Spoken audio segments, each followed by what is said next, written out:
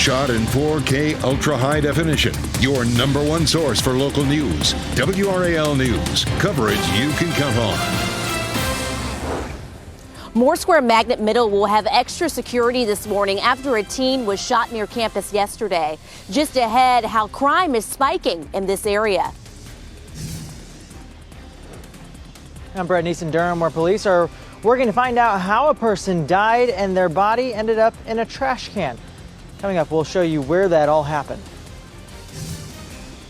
And it's the coldest morning of the season so far. We have a frost advisory and temperatures already in the 30s. I'll show you how cold it will be this morning where you are.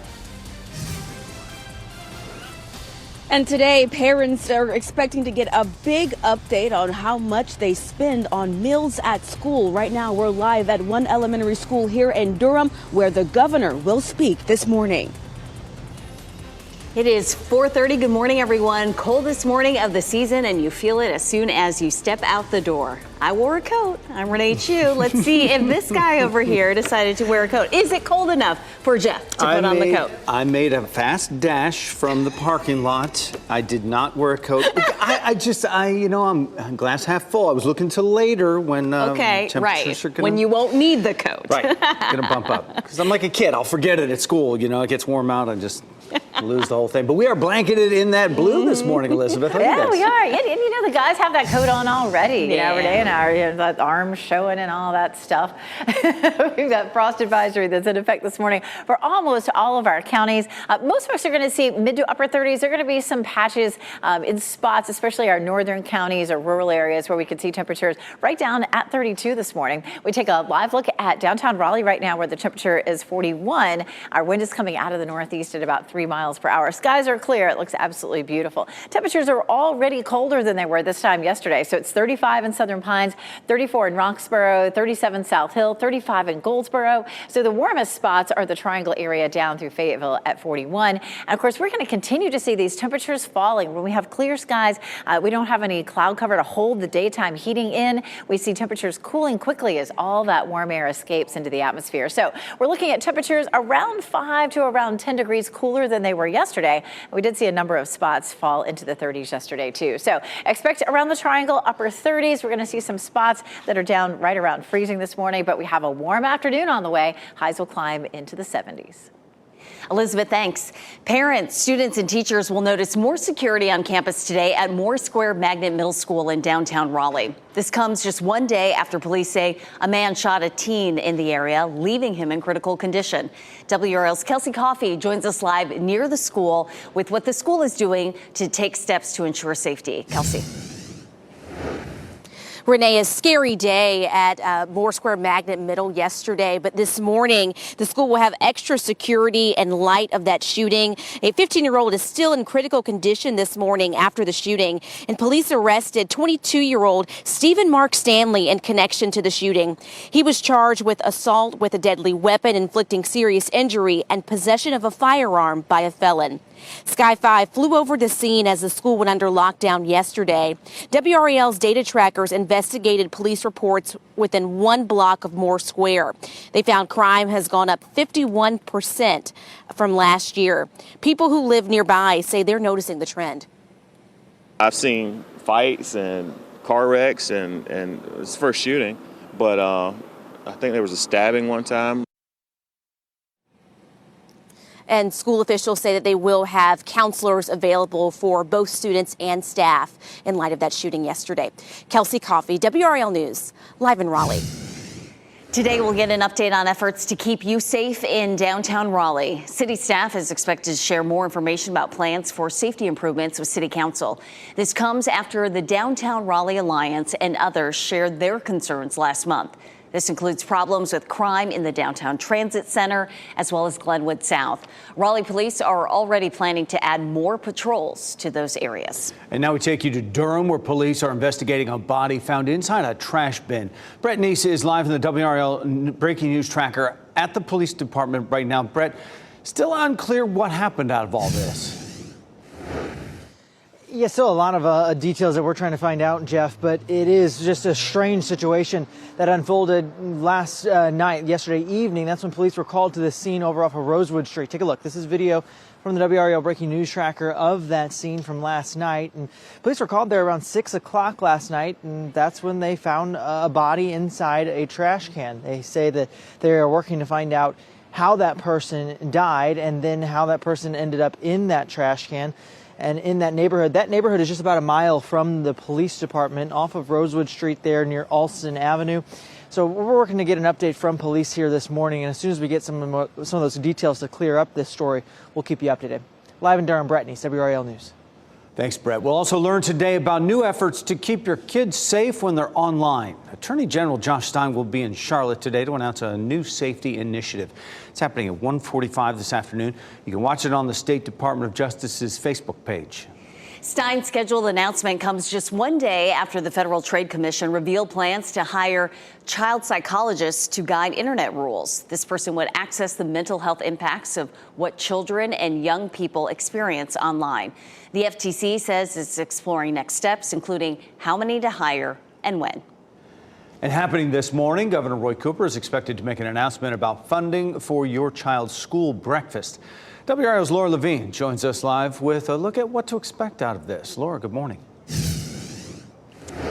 Jeff, good morning. Yes, Governor Cooper is expected to serve student breakfast here at Glenn Elementary School in Durham before making that big announcement today regarding breakfast funding. The new state budget includes several provisions that should give more students access to no-cost meals in schools statewide. The budget includes $6 million this year to cover the cost of meals for students who qualify for reduced price meals at schools. According to legislative staff, about 25,000 low-income students statewide are currently paying for reduced cost meals out of pocket. Federal guidelines include a sliding income scale for free and reduced cost school breakfast and lunch. And advocates for child nutrition say the co-pays for reduced cost meals can still be enough to keep some kids from being able to eat at school. Another budget provision bans schools from imposing administrative penalties on students for unpaid meal costs. And a third provision, set to take effect next year, offers additional state funding as an incentive for schools to sign up for a federal program that requires universal free meals in school. Now, we've also heard from Durham's superintendent on his first day on the job express his passion for universal free meals at schools. The governor will speak here at Glenwood Elementary School at 8 a.m. Laura Levine, WRAL News. We're live in Durham. Now to an update from the war in Israel. This morning, the two hostages Hamas released arrived at a hospital in Tel Aviv. The two Israeli women, an 85-year-old and 79-year-old, were taken from their homes near the Gaza border with their husbands. Their husbands have not been released.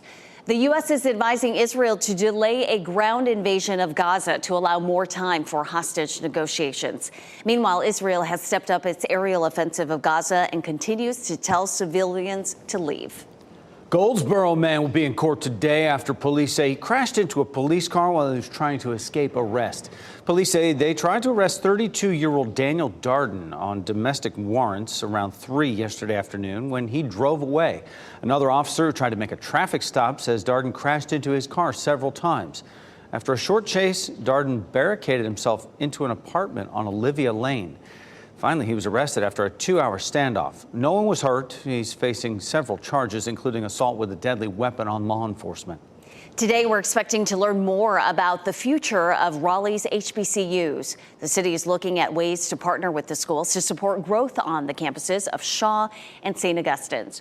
The goal is to help support their transformations into top-tier career and research-focused institutions. This follows a similar plan in place in Charlotte with Johnson C. Smith University.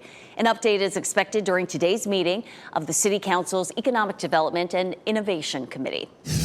People in Nashville are left with unanswered questions after the police chief and HR director were fired. What we know about the investigation so far and how one of the fired employees is responding. Plus, why the CDC is telling doctors to hold off on giving the RSV vaccine to some babies. I'll give you a live look at Raleigh this morning. It is a cold start, a frost advisory in much of the area. Elizabeth Gardner will tell us when the temperatures will warm back up.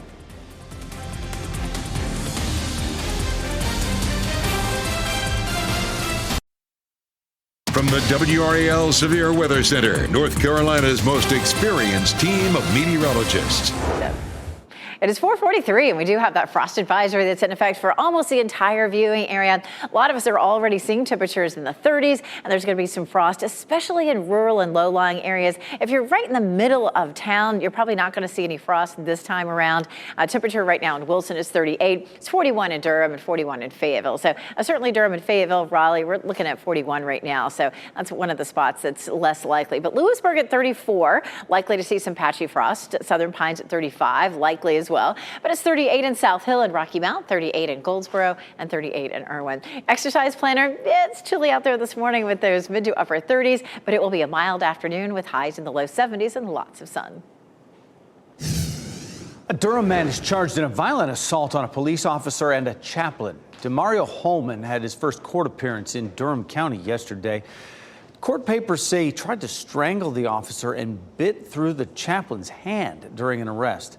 Larry Smith is a former deputy chief and current Fraternal Order of Police spokesperson. He says a traffic stop can be as hazardous as responding to a violent crime scene.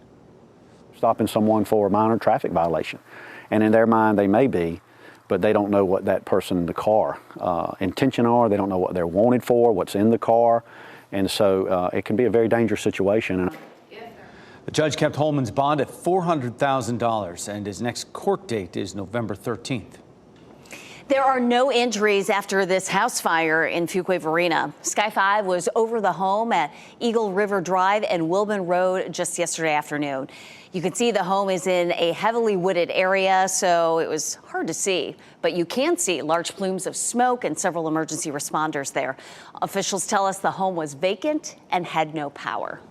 People in the town of Nashville have a lot of questions after the director of human resources was fired and the police chief is suspended indefinitely. WRAL has learned the town's HR director, Matt Joyner, was fired Friday. This comes 3 weeks after he and police chief J.T. Winstead were both suspended with pay. Town leaders confirmed an investigation is underway, but have not said what accusations either man is facing. That has people who live in that town wondering what's being hidden from them. Not entirely surprised that they can't talk about it, but at the same time, it still makes me wonder, what this will do to the neighborhood. Joyner says he plans to appeal his firing and is looking to hire an attorney. Winstead declined to speak with WRAL about his suspension. Heads up, parents, if you're looking to order the new shot to protect your baby against RSV, you may be out of luck due to a limited supply. The U.S. Centers for Disease Control and Prevention recommended that doctors reserve doses of the drug Beyfortus. One manufacturer said despite planning based on past rollouts of pediatric vaccinations, demand has outpaced supply. The CDC recommended doctors to stop using this drug for babies 8 through 19 months of age. And this morning, Go Triangle will officially begin the construction of the Raleigh Union Station bus facility. It'll be called Russ Bus for short. It'll be at the corner of West and Martin Street in Raleigh's Warehouse District. The project will connect forms of transportation from biking and walking to bus services and the future bus rapid transit and rail projects. This rendering is what the Russ Bus facility will look like. A private development called Union West is also included in the project. That will include apartments, parking, and retail space. The groundbreaking is at 10 a.m. today. RDU is expanding its options for international travel. Air France will start flying from Raleigh to Paris starting next Monday. The flight will operate 3 times each week. And then in March, there will be daily service to Paris. Air France is RDU's 15th airline. Lufthansa's announcement in September was number 16. A spokesperson for the airport says this is a sign of continued growth at RDU. 2019 set a record with just over 14 million passengers coming through. 2023 is on pace to exceed that number. A North Carolina native will be trying to wow the judges again tonight on The Voice. And it's all because of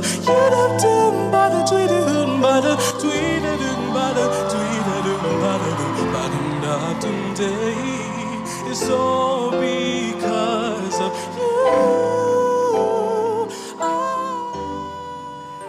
you. UNC Pembroke graduate Caleb Sasser, who grew up in Goldsboro, earned a 4-chair turn with his performance of Another Sad Love Song during the blind auditions. And that secured his spot on Team Legend. You can catch his return to the stage tonight at 8 right here on WRAL. Hope he has more of those lyrical runs, Jeff. Oh, he is easy to listen to.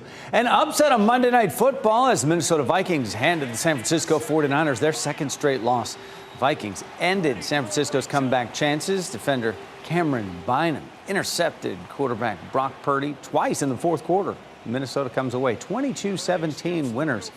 The Vikings are now 3-4 in the season. The 49ers dropped to 5-2. Elizabeth Gardner over in the WRAL Severe Weather Center. We have that cold start, a frost advisory over much of our area, Elizabeth. This is going to wake some people up. Yeah, it's noticeably chillier than it was yesterday. Yesterday was pretty chilly, too. We've already dropped into the 30s in many places this morning. And again, as Jeff said, the frost advisory is in effect for most of the viewing area. The places that are more likely to see frost are going to be rural, low-lying, creek bottoms, that sort of thing. Right in cities, if you're, right in Fayetteville, right in Durham, right in Raleigh, we're not likely to see frost in those places. But definitely if you get out of town, and have a much better chance. Right now, our temperature is 41. In the Triangle. Our dew point's 38, and we'll likely drop into the upper 30s, even around the Triangle area, but those temperatures may end up being colder in some of the outlying areas. For example, we're looking at 35 in Southern Pines, 34 in Roxborough, it's 38 in South Hill, Rocky Mount, 36 in Goldsboro, but 41 in Fayetteville and in Raleigh. We'll take a look at some of those other temperatures. 33 in Siler City, that's one of our chilly spots, 34 in Lewisburg, and we haven't seen our temperatures at their lowest yet. We'll see the coolest temperature of the morning between 7 and 8 o'clock this morning. 33 already in Sanford and in Robbins. It's 35 in Rayford and Southern Pines, 38 in Irwin, 36 in Smithfield and Goldsboro. So definitely cooler than it was yesterday. We're running anywhere from 5 to about 10 degrees cooler than we saw this time yesterday. A lot of us will, end up with a quick scrape. Some folks are going to see no frost, or maybe a few places where you may take a couple of minutes. Here's what's happening out there. We have what we call radiational cooling. We had lots of sunshine yesterday, so all that sun, of course, heated up the Earth's surface, created a lot of energy. So we saw temperatures in the 70s yesterday. So overnight last night, we didn't have anything holding in our overnight, our afternoon heating. And so it allows our temperatures to cool off very quickly. So around the Triangle, we're going to see temperatures in the upper 30s. But as I mentioned, some places are going to be even cooler. This afternoon, we'll warm up with sunshine, 73 in Raleigh and Durham, 74 degrees in Fayetteville. Our forecast for tomorrow morning, not as cold, looking at 40. So 40 in Siler City, 43 Lewisburg, 44 in Rocky Mount, 41 in Sanford, 47 Fayetteville. Almost everybody's in the 40s overnight tonight. And we'll continue to see a warm up with 50s Thursday morning all the way through the weekend. 71 is our normal high. And look at that. We climb into the low to mid 80s over the weekend. So big warm up coming our way. We have the potential to break the record on Sunday. We could see a high of 84 and the previous record 83. So really warming up for us toward the end of the week. A dry week ahead as well. Coming up, we're going to take a look at the tropics couple systems that need to show you where they're headed. 80s by the weekend, too warm. Coming up, a dog is safe this morning after she was rescued. How Durham firefighters and animal control work together to free the dog. Plus, the Las Vegas Aces are on top of the WNBA. How the team celebrated its back-to-back championship titles.